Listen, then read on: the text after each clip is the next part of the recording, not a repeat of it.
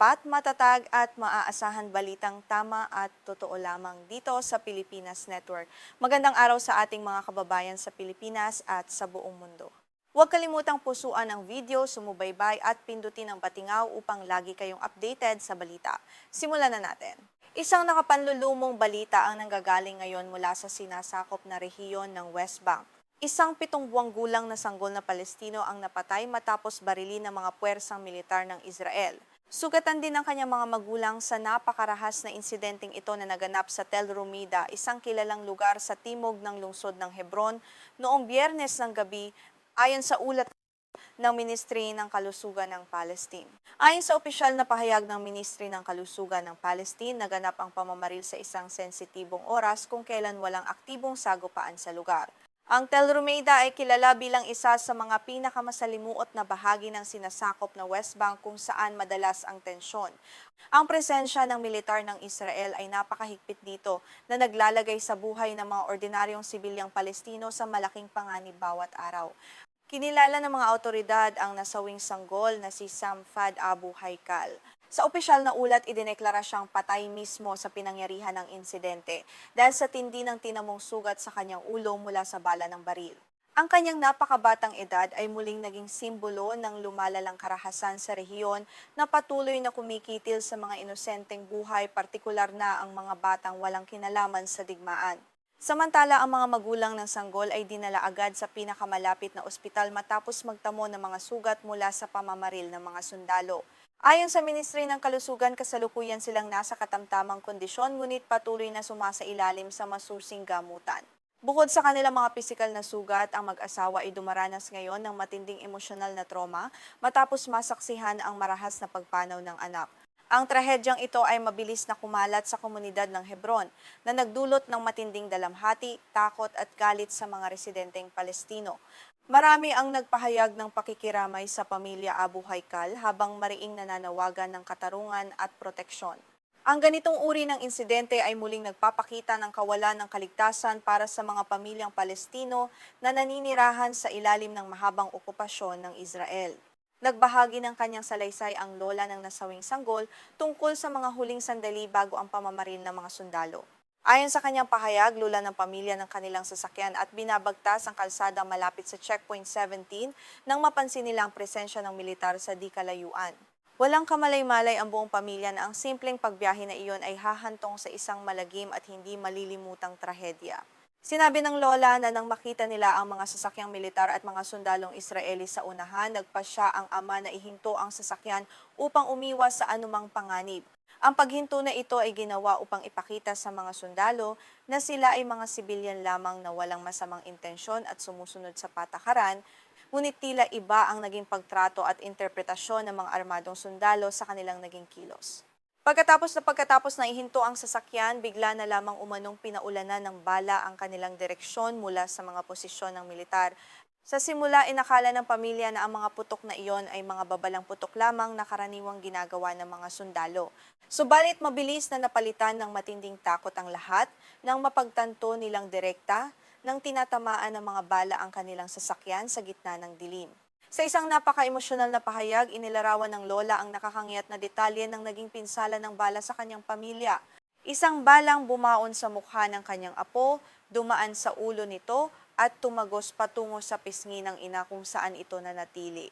Ang napakarahas na tagpong ito ay nag-iwan ng permanenteng sugat sa pamilya, habang ang sanggol ay agad na nawalan ng buhay sa mismong bisig ng kanyang naghihinagpis na ina.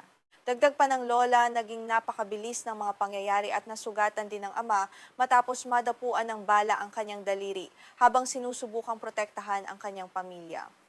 Sa kasalukuyan, ang ina ay patuloy na ginagamot sa ospital upang ligtas na matanggal ang balang bumaon sa kanyang pisngi. Ang mga pisikal na pinsalang ito ay patunay ng walang pakundangang pamamaril na naganap sa kalsada ng Hebron ng gabing iyon. Sa panig naman ng militar ng Israel, naglabas sila ng opisyal na pahayag hinggil sa naganap na madugong insidente. Ayon sa kanilang bersyon, nagsasagawa ng isang operasyon ang kanilang mga sundalo sa rehiyon ng Hebron noong Biyernes ng gabi upang mapanatili ang seguridad. Sa gitna ng operasyong ito, nakakita umano ang mga sundalo ng isang sasakyan na mabilis na gumagalaw patungo sa kanilang direksyon na nagdulot ng alarma. Depensa ng militar ng Israel naramdaman ng kanilang mga sundalo na may banta sa kanilang kaligtasan dahil sa mabilis na takbo ng sasakyan patungo sa kanila. Dahil dito, isang sundalo ang nagpasya na magpaputok ng ilang ulit patungo sa direksyon ng kotse upang patigilin ito. Ang naging desisyong ito ng sundalo ay nagbunga ng malagim na trahedya na kumitil sa buhay ng sanggol at nagdulot ng malubhang sugat sa mga magulang nito. Kinumpirma rin ng militar ng Israel na matapos ang kanilang pamamaril, may 3 Palestino ang napaulat na sugatan at agad na inilikas upang lapatan ng paunang lunas. Bagamat sinabi nilang dinala ang mga biktima para sa medikal na paggamot, hindi nito nabura ang katotohanan na isang inosenteng buhay ng sanggol ang nawala dahil sa mabilis at marahas na aksyon ng kanilang tauhan sa checkpoint na walang sapat na pag-iingat. Sa isang hindi inaasahang pag-amin ng militar ng Israel, sinabi nila na batay sa kanilang paunang pagsisiyasat, ang mga nasugatan at nasawi ay mga inosenteng sibilyan na walang kinalaman sa anumang operasyon. Ang pag-aming ito na sila ay mga uninvolved civilians ay lalong nagpatingkad sa galit ng publiko at sa panawagan para sa katarungan mula sa pamilya ng biktima at ng buong komunidad ng mga Palestino sa West Bank. Sinabi ng pamunuan ng militar ng Israel na ang buong insidente ay kasalukuyan ng sumasailalim sa isang masusing pagsusuri at investigasyon ng kanilang kagawaran.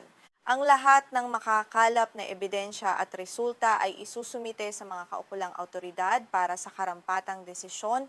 Gayunpaman, marami ang nag-aalinlangan kung magkakaroon nga ba ng tunay na pananagutan para sa pagkamatay ng 7 buwang gulang na si Samfad. Ang Tel Rumeida kung saan naganap ang pamamaril ay isang kilalang lugar sa Hebron kung saan ang mga residenteng Palestino at mga nandayuhang Israeli ay namumuhay ng magkasama sa ilalim ng mahigpit na proteksyon ng militar.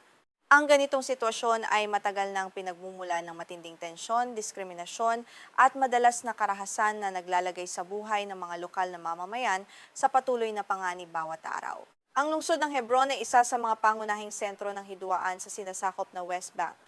Ang patuloy na pagpapalawak ng mga pamayanan ng mga Israeli at ang presensya ng mga armadong sundalo ay lumilikha ng isang kapaligiran ng takot para sa mga Palestino. Ang pagkamatay ni Samfad Abu Haikal ay isa lamang sa napakahabang listahan ng mga trahedyang dulot ng ganitong sistema ng okupasyon at kawalan ng hustisya sa rehiyon.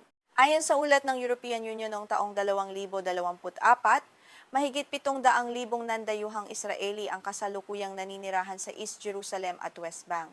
Ang mabilis na pagdami ng mga pamayanang ito ay patuloy na nagpapaliit sa lupain at espasyo ng mga Palestino na nagiging pangunahing sanhi ng mas madalas na komprontasyon at marahas na engkwentro sa pagitan ng dalawang panig sa rehiyon.